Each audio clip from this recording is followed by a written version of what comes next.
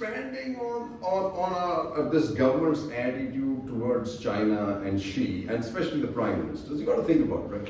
You actually had the BJP going to take lessons in 2014 from the CCP. What were they ever going to learn? Is the question I ask. And the other part that I want you to remember is that, this Dongfeng is actually a banned entity by everybody, the UN, the United States, and everybody, right? And so what do we have here, right? This is like, nation will always be indebted to Armed Forces PM on Vijay Diwas. Does he have a choice? But name the Prime Minister, folks.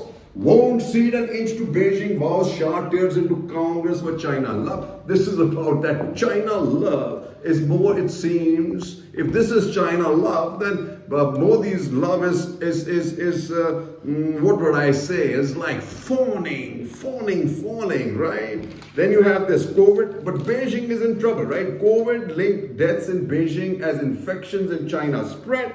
China COVID protests spread. Xi faces calls to step down. China on edge amid worsening outbreak. As protests spread, China moves to tighten security. China anti-government protests spread to more cities over zero COVID. China risks 1.3 to 2.1 million lives if it ends zero COVID strategy. As protests rage, China vows crackdown on infiltration, sabotage by hostile forces. Police in China crack down on COVID protests.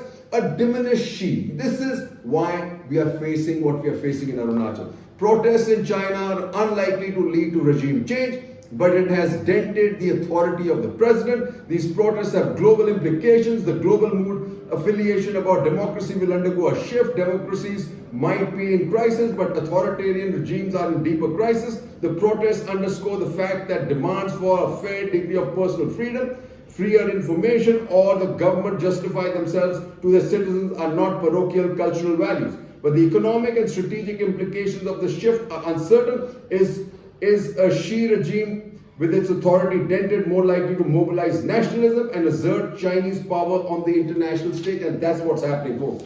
Clashes, reminder that LAC tension may spill over to other sectors. It certainly will. China bypassed key governments for its ambitions in Indian Ocean.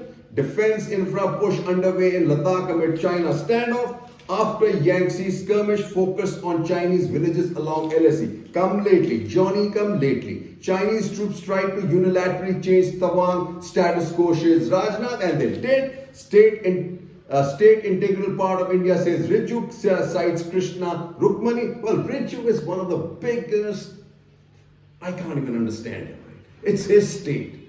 He's under his nose. His population, the people on the ground are telling him.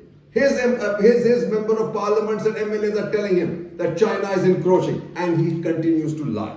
Denied clarification on Rajnath's statement. Opposition stages walkout. Nail this government. You have to this time, because you can't let China get away with it like they did in Doklam. Won't cede an inch to Beijing, says Shah. What about the 2,000 kilometers gone in Doklam, folks? What about those 2,000 kilometers gone?